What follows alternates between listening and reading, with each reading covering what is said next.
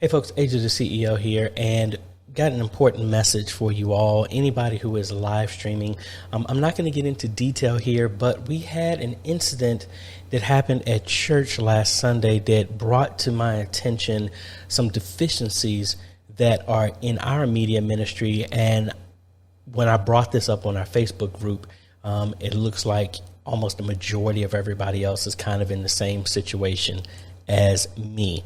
And what that pretty much is that unfortunately here in the US, we know that we've had some sad, unfortunate situations with people attacking churches and things like that. Now, let me get that stated right now. That did not happen at my church. But we did have something that made me think that how prepared is the media ministry? We normally focus on our live streaming and our cameras to broadcast the message.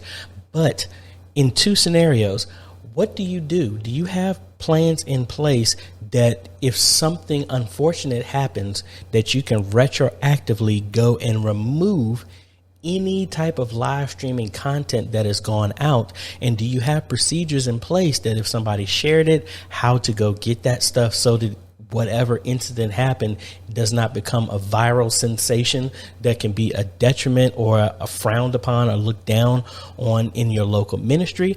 Or as well as if you have an unfortunate situation that somebody is attacking your ministry, do you have contingency plans in place to where you can use those same live streaming cameras to document and film and capture as many assailants of anybody who is doing something to your ministry, as well as being able to quickly upload it and get it out to other people?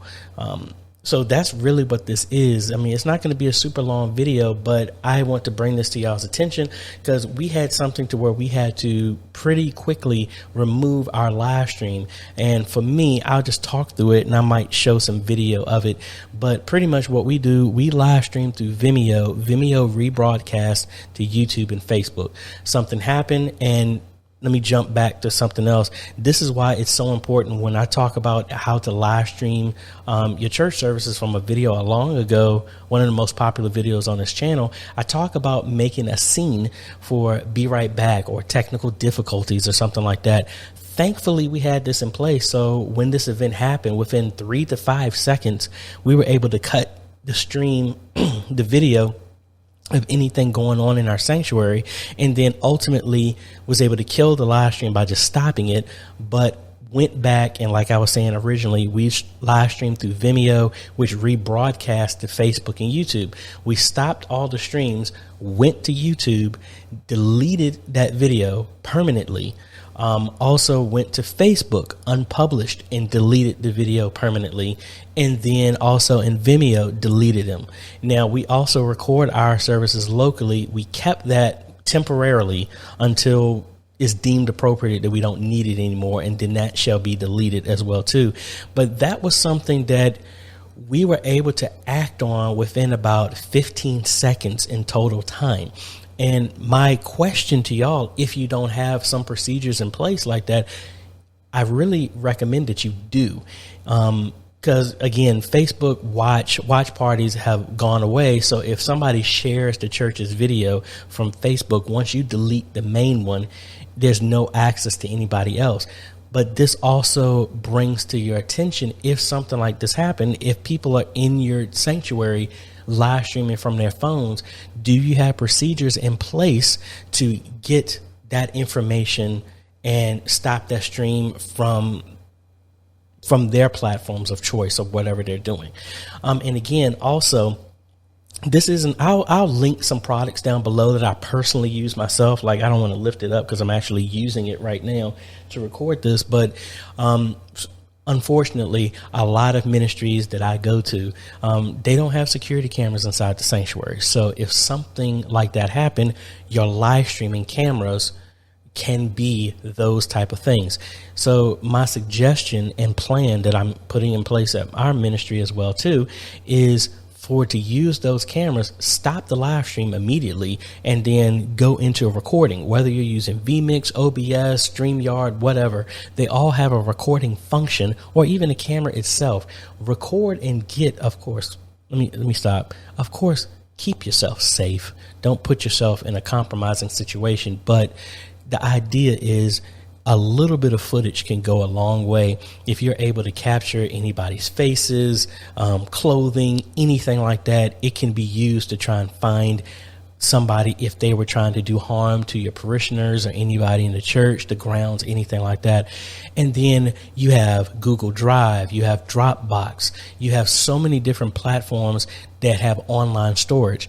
Because if you're stopping your stream and then recording maybe for 30 seconds, that file is not very big. So the idea is record as much as you possibly can and quickly upload it off-site. There are other things like I have a Synology NAS. If you have something like network storage or thumb drive, or mainly you want something off-site that where you can quickly upload it so that if police need something, you have access to it. So this isn't really a doom and gloom type of thing. It's one of those things that, yeah, we talk about live streaming and how to do all this other stuff, but unfortunately, there are a lot of things that go on that we need to be prepared for. And especially since we have access to all these cameras, internet, and all this other stuff, sometimes we're the most accessible people to back up, document, do whatever.